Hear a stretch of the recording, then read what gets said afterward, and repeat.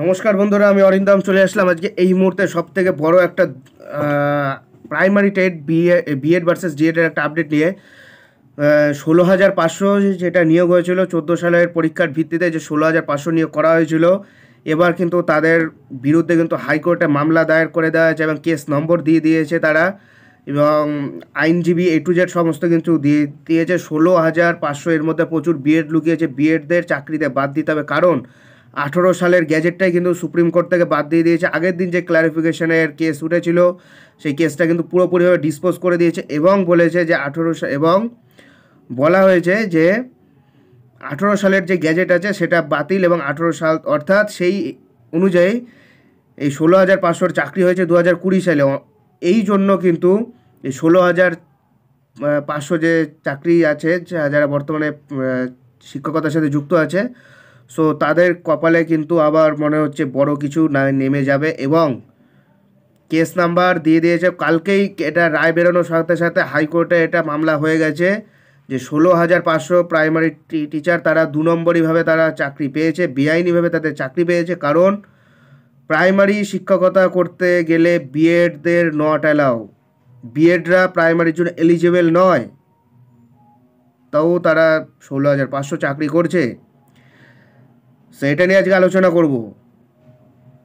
16,500 B Ed ডিগ্রিধারী প্রশিক্ষিত শিক্ষক বাদ দেওয়ার জন্য কলকাতা হাইকোর্টে মামলা দায়ের করা হয়েছে, যেটা কেস নম্বর আছে। কেস নম্বরটা আছে WPA 21864 2023, Mitali Pal versus the government of West Bengal. এই মিতালি পাল অ্যান্ড ওয়ারেস মানে আদার্স, মিতালি পালের সঙ্গে এই ওয়েস্ট বেঙ্গল গভর্নমেন্টের যে কেসটা করা হয়েছে, এই মামলাটির পক্ষে আইনজীবী মানে যে আইনজীবীটা আসছে তরুণজ্যোতি তেওয়ারি মহাশয়, ইনি কিন্তু মিতালি পাল এদের পক্ষে কিন্তু তিনি কিন্তু সওয়াল করবেন, এবং এই মামলাটি আগামী 15ই জানুয়ারি সোমবার বেলা 2টোয় ফিক্সড ম্যাটার হিসেবে শুনানি হবে। সো বিরাট একটা পশ্চিমবঙ্গে আবার একটা দুর্ঘটনা ঘটতে চলেছে।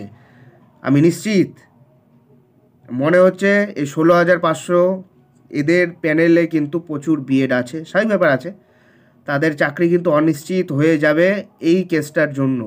এবং এই কেসে লড়ছে তরুণজিৎ তেওয়ারি, ইনি লড়বেন। সরকার পক্ষের আইনজীবী এখনও পর্যন্ত জানা যায়নি, এটা আপনারা জেনে যাবেন।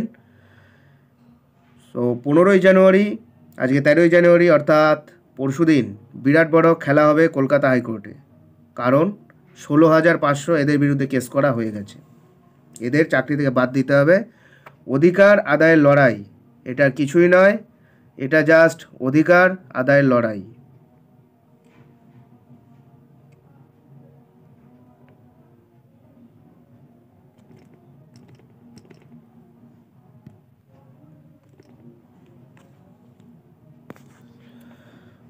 সো বন্ধুরা, এটাই হলো আজকেকার আপডেট। সো এরকম আপডেট আপনারা যদি পেতে চান, অবশ্যই আমাদের চ্যানেল নিউজার অরিন্দমকে সাবস্ক্রাইব করে আমাদের পাশে থাকবেন। দেখা হচ্ছে পরের ভিডিওতে। ভালো থাকবেন সবাই। জয় হিন্দ, বন্দে মাতরম, ভারত মাতা কি জয়, নমস্কার।